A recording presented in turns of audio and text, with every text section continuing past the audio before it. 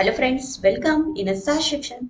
तर फ्रेंड्स, आज आपण बघणार आहोत 8वी सामान्य विज्ञान हा विषय आहे. त्यामधला 17वा धडा आहे मानव निर्मित पदार्थ. या धड्याचा आपण संपूर्ण स्वाध्याय बघणार आहोत. पहिला प्रश्न आहे, शोधा म्हणजे सापडेल. त्यातील अ, प्लास्टिक मध्ये हा गुणधर्म आहे म्हणून त्याला हवा तो आकार देता येतो. आणि याचं उत्तर, प्लास्टिकमध्ये अकार्यता हा गुणधर्म आहे म्हणून त्याला हवा तो आकार देता येतो. त्यामधील आ, मोटार गाड्यांना चे कोटिंग करतात. तर याचं उत्तर बघा, मोटार गाड्यांना टेफ्लॉनचे कोटिंग करतात.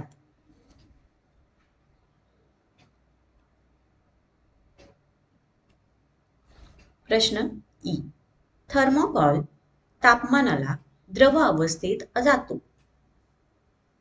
तर याचं उत्तर, थर्मोकॉल 100 डिग्री सेल्सिअस पेक्षा अधिक तापमानाला द्रव अवस्थेत जातो.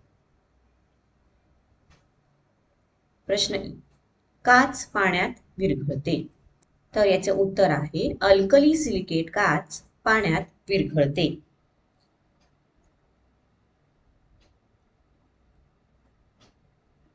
प्रश्न दुसरा, माझा जोडीदार कोण?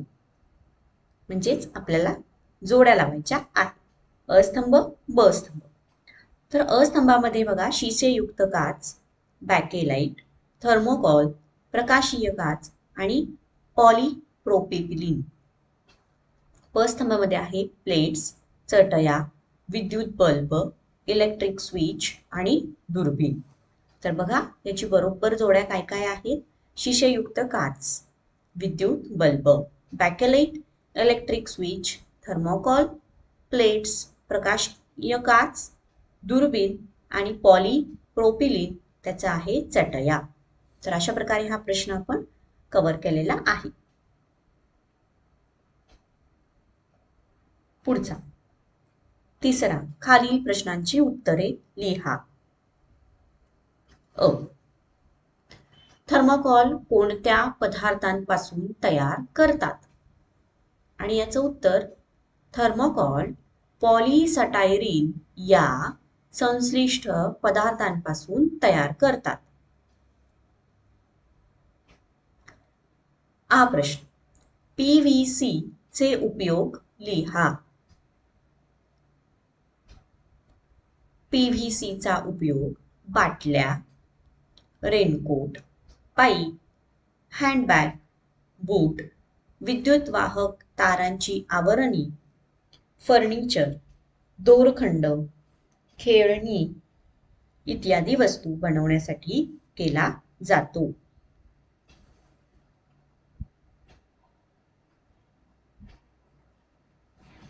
पुढील प्रश्न, पुढे काही वस्तूंची नावे दिली आहेत.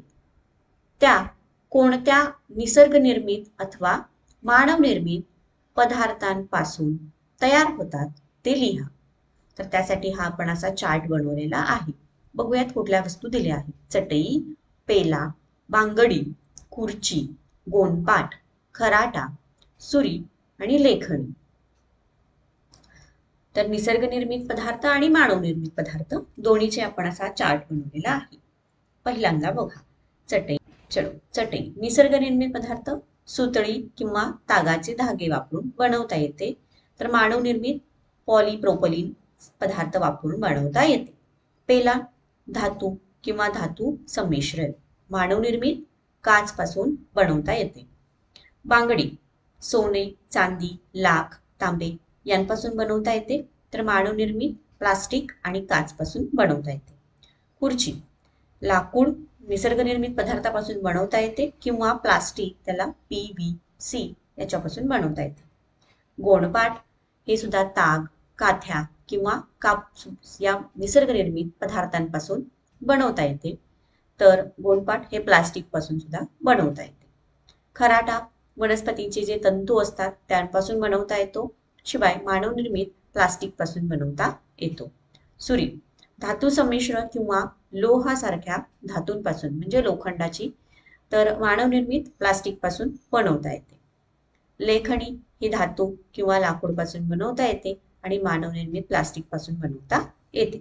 तर हा झाला आपला त्याचा चार्ट. प्रश्न ई. काचेमधील प्रमुख घटक कोणते आहेत? वाळू, सोडा, चुनखडी आणि अल्प प्रमाणात मॅग्नेशियम ऑक्साईड यांचे मिश्रण हे काचेमधील प्रमुख घटक आहेत.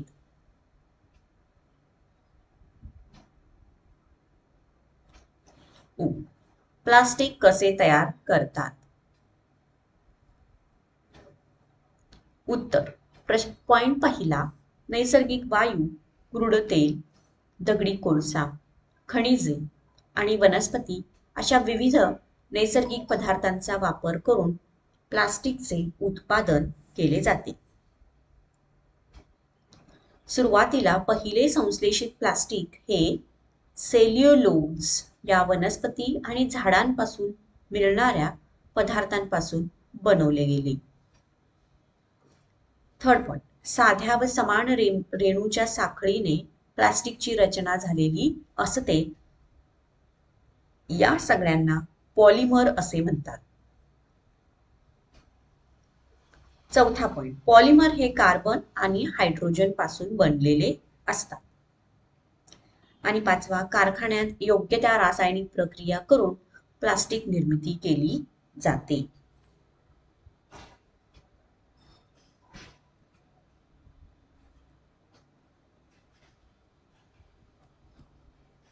चौथा प्रश्न, फरक स्पष्ट करा. अ, मानवनिर्मित पदार्थ व निसर्गनिर्मित पदार्थ.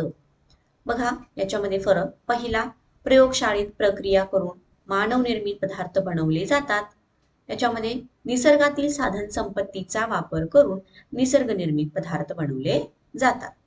दुसरा पॉइंट, मानवनिर्मित पदार्थ बनवताना खूप जास्त व कठोर प्रकारात प्रक्रिया कराव्या लागतात. दुसरा याच्यामधला, निसर्गातून मिळणाऱ्या पदार्थांना उपयोगात आणण्यासाठी त्यांच्यावर जास्त प्रक्रिया कराव्या लागत नाहीत. हे पदार्थ टिकाऊ असतात. तर निसर्गनिर्मित पदार्थ हे जास्त काळ टिकत नाहीत. चौथा बघा, मानवनिर्मित पदार्थांची देखभाल करणे सोपे असते, मात्र निसर्गनियमित पदार्थ टिकवणे व त्यांची देखभाल करणे कठीण असते.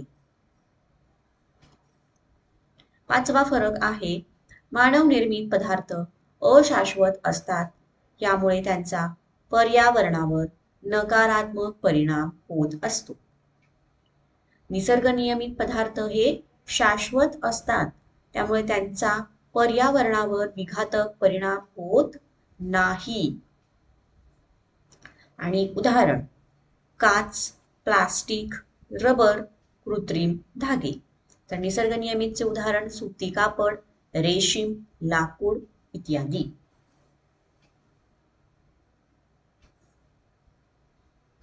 दुसरा फरक, उष्मा मृदू प्लास्टिक आणि उष्म दृढ प्लास्टिक. बघा यांच्यातला फरक. ज्या प्लास्टिकला हवा तसा आकार देता येतो त्या प्लास्टिकला उष्मा मृदू प्लास्टिक असे म्हणतात.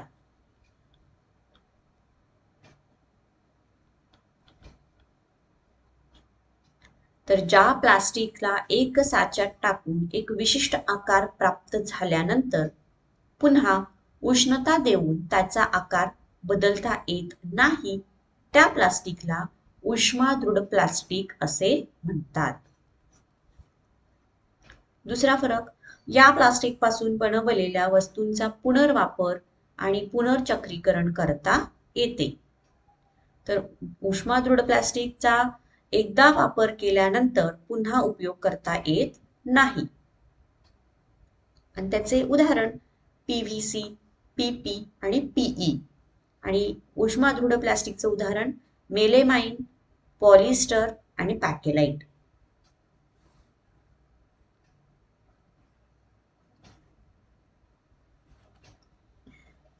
5वा प्रश्न, खालील प्रश्नांची तुमच्या शब्दात उत्तरे लिहा.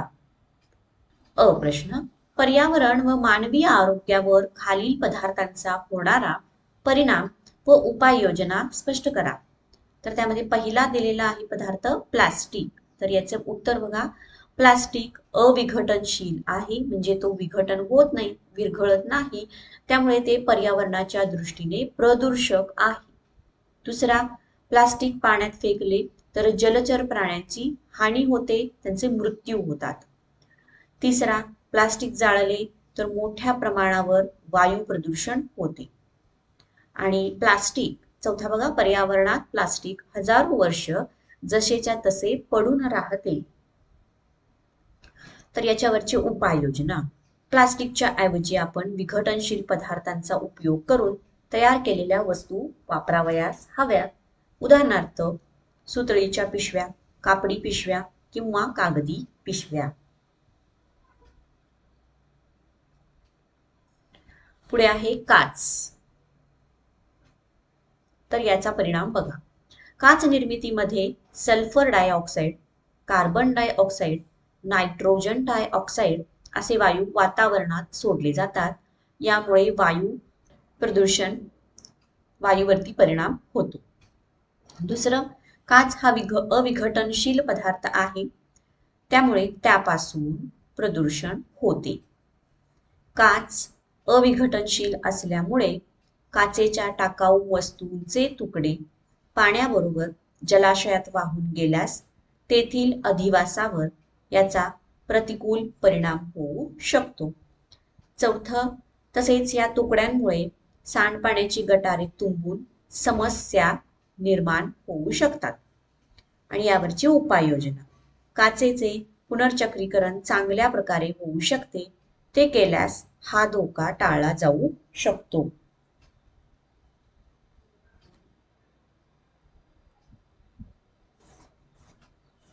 थर्मोकॉल. तर याचे परिणाम बघा, स्टायरीनमध्ये कर्करोगजन्य घटक असल्यामुळे थर्मोकॉलच्या सतत सानिध्यात असणाऱ्या व्यक्तींना रक्ताचा ल्युकेमिया व लिम्फोमा या प्रकारचा कर्करोग होण्याची शक्यता असते. थर्मोकॉलच्या ज्वलनामुळे विषारू वायू हवेत सोडले जातात. जर थर्मोकॉलच्या भांड्यात ठेवलेले पदार्थ पुन्हा गरम केले तर स्टायरीनचा काही अंश त्या अन्न पदार्थांमध्ये विरघळण्याची शक्यता असते, त्यामुळे अपाय होण्याची शक्यता असते. उपाय, थर्मोकॉलचा वापर शक्य तितका कमी केला पाहिजे.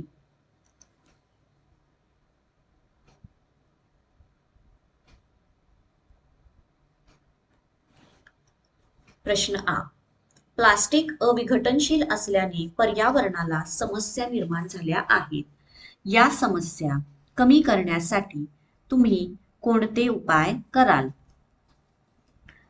उत्तरामध्ये बघा, पहिला पॉइंट, प्लास्टिकच्या ऐवजी आपण विघटनशील पदार्थांचा उपयोग करून तयार केलेल्या वस्तू वापरावयास हव्यात.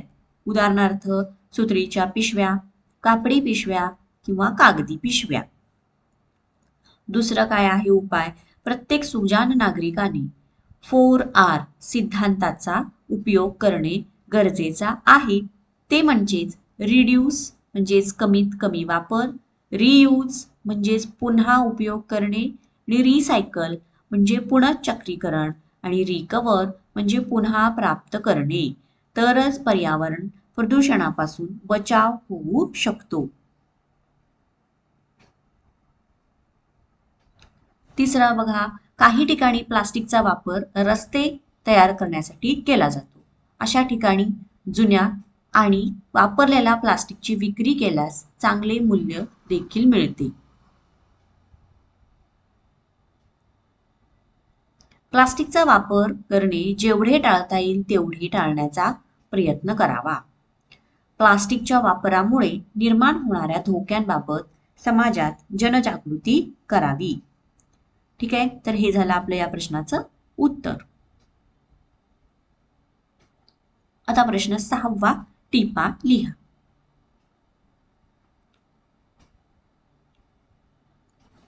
पहिला अ काच निर्मिती. उत्तर बघा विद्यार्थ्यांनो, पहिला पॉइंट, काच बनवण्यासाठी वाळू, सोडा, चुनखडी आणि अल्प प्रमाणात मॅग्नेशियम ऑक्साईडचे मिश्रण भट्टीमध्ये तापवतात. दुसरा पॉइंट, वाळू म्हणजे सिलिकॉन डायऑक्साईड वितळवण्याच्या सुमारे 1700 डिग्री सेल्सिअस तापमानाची गरज असते. कमी तापमानावर मिश्रण वितळवण्यासाठी मिश्रणात टाकाऊ काचेचे तुकडे घालतात. त्यामुळे सुमारे 850 डिग्री सेल्सिअस तापमानावर वितळते. तिसरा पॉइंट, मिश्रणातील सर्व पदार्थ द्रव रूपात गेल्यानंतर ते 1500 डिग्री सेल्सिअस पर्यंत तापवून एकदम थंड केले जातात.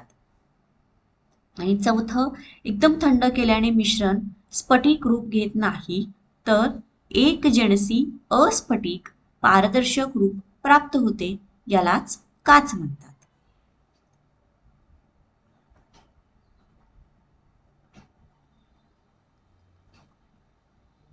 प्रश्न आ, प्रकाशकीय काच. उत्तर, पहिला पॉइंट, वाळू, सोडा, चुनखडी, बेरियम ऑक्साईड आणि बोरॉन यांच्या मिश्रणातून प्रकाशकीय काच तयार केली जाते.